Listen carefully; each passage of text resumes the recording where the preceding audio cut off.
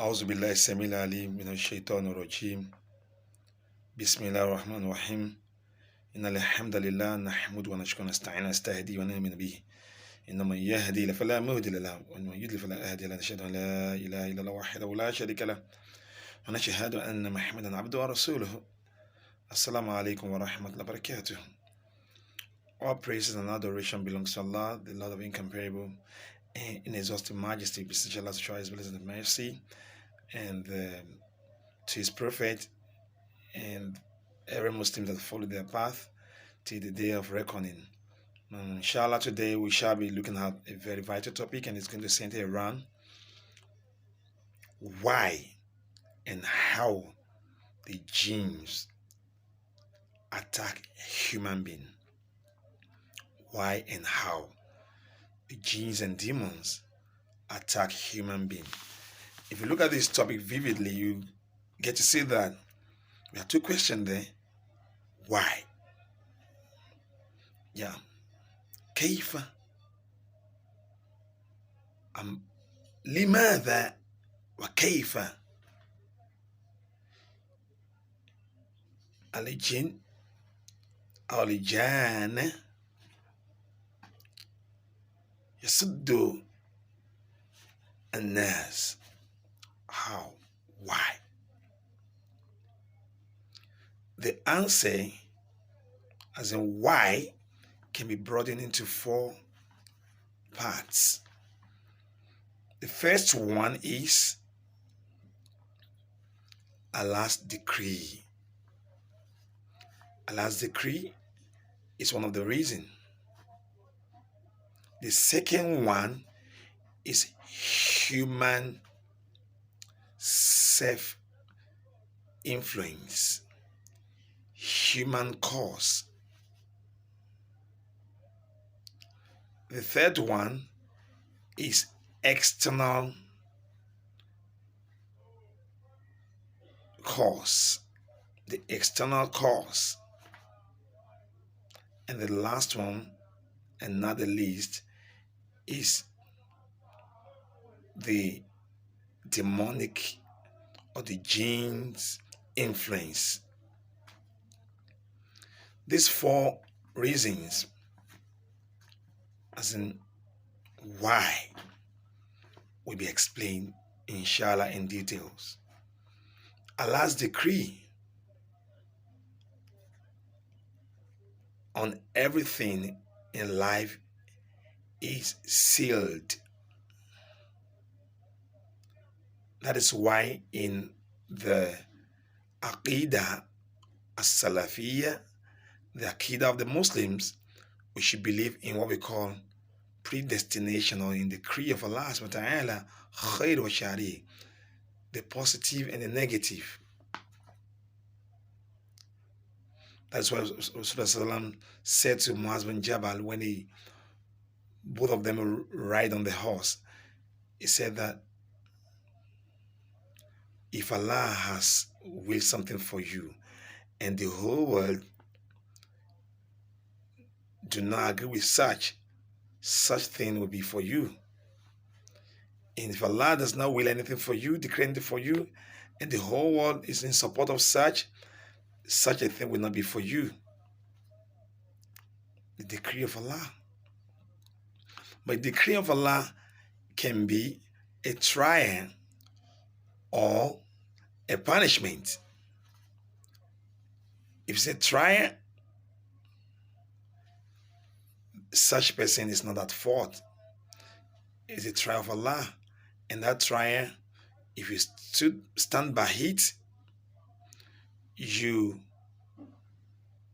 are firm on your feet and seek Allah's intervention, it will go. But the other way around, if it's not a trial but punishment, that one is what human has caused by himself. That's why we have two ayah in the Quran. Allah says, "Man asaba min musibati illa bi'idnillah." No evils will befall you save what Allah has permits for you. And there's another ayah that Allah said that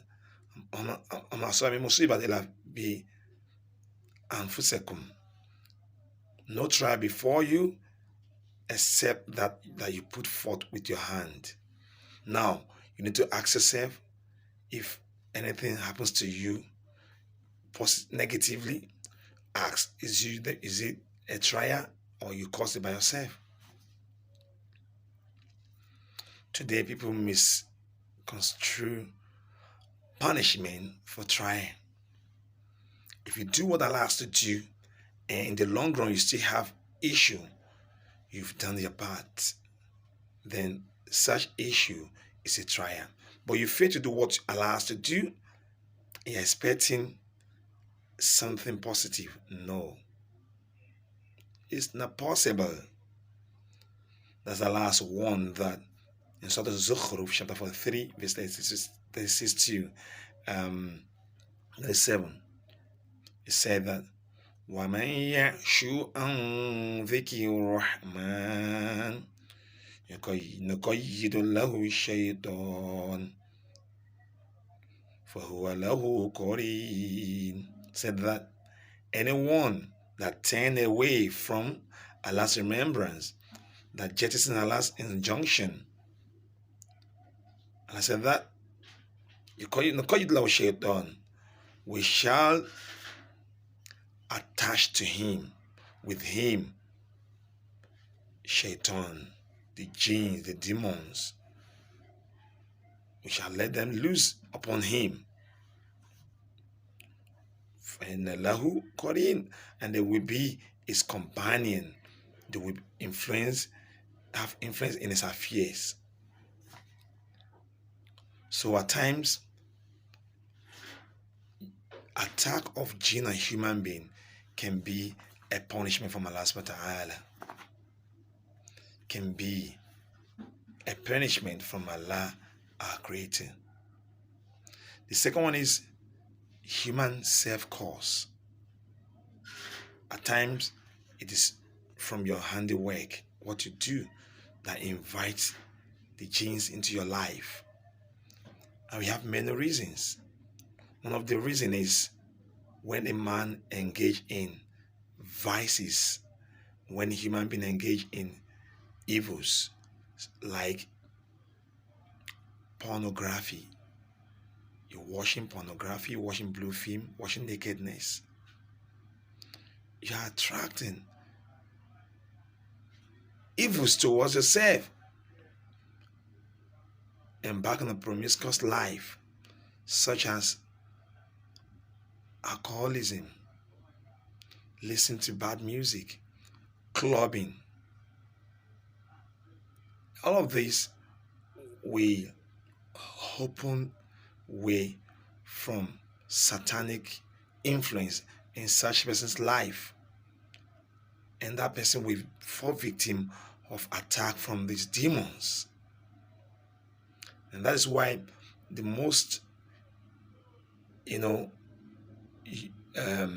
prominent tools or instrument of shaitan, of the jins, is the aforementioned pornography, music, clubbing, promiscuity, spending an errant life and what have you. So another thing is when you have poor etiquette of toileting. You want to go into the toilet, you don't know how to do prayer, you don't know how to do prayer, that preventive prayer. Etiquette of eating, you don't know it. Etiquette of dressing, the etiquettes that are attached to everything we do in life, even to the extent of having intercourse with your wife, there are etiquettes. So that's thought of that. If you want to meet with your wife, the prayer you need to do before you embark on such copulation said, Allahumma jannibna shaitan wa jannib shaitan ma razaqtana. How many Muslims know this, is aware of this? The ethics. Then another thing that can also be caused by human is when you are always, want to be in, solitude, want to be alone, loneliness for a long period of time, can without remembrance of Allah subhanahu wa ta'ala, can pave way or open way for the satanic influence in somebody's human life. And impurity can also cause it when somebody is not clean. Your home is not clean, the environment is not clean. You leave your water used, container used, leftover food, everything, you just leave them in the house without covering them, without disposing them. All of this can bring in shaitan into one's life.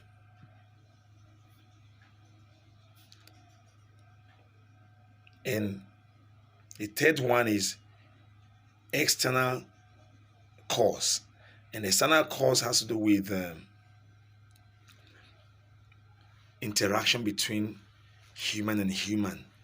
And that is when somebody is having evil eyes, evil thought, evil mindset against fellow human being. And they can go to the extent of using such, diabolic and evil nature of the nature, to launch an attack on fellow human being, such as sorcery, talisman, engaging in, things they can ruin other people's life, like al-hasad, when somebody is envious. So when you are envious of other people's success, such person will go to any length to destroy such success. And so if we have an external influence that somebody sent, or somebody used a jinn to attack someone else, it's very rampant and very common that when you engage, somebody who is being possessed, ask such person, why are you in this person's body? Why are you disturbing this person?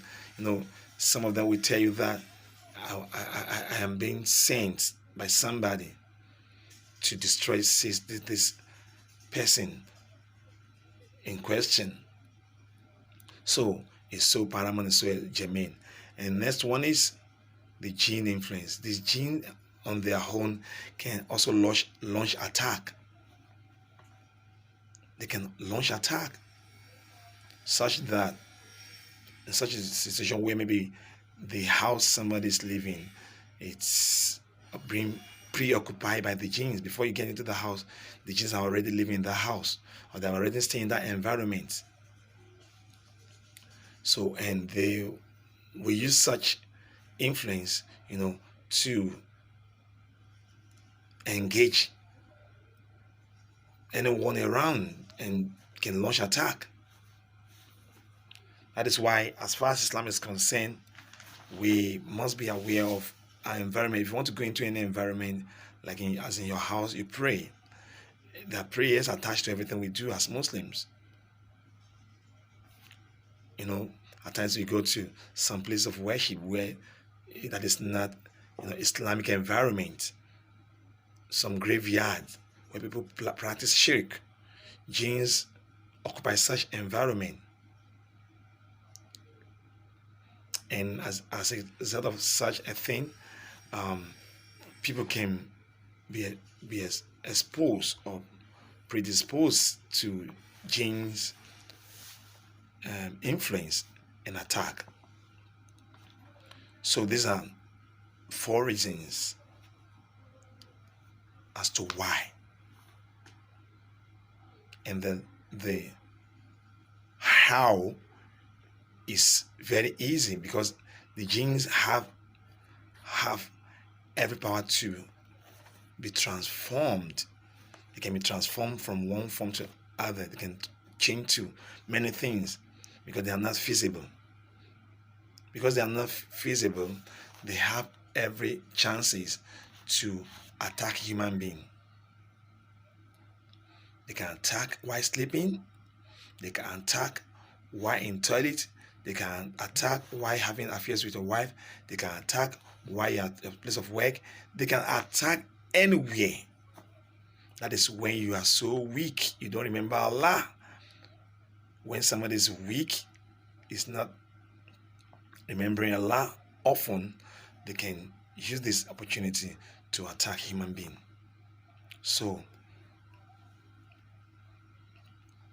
as far as Islam is concerned, we need to be aware of this and be guided on what to do so that we are not a victim. So in our next video, we shall be talking about a preventive measure, how we can prevent such things happening to us. We say Assalamu alaikum wa rahmatullahi wa barakatuh.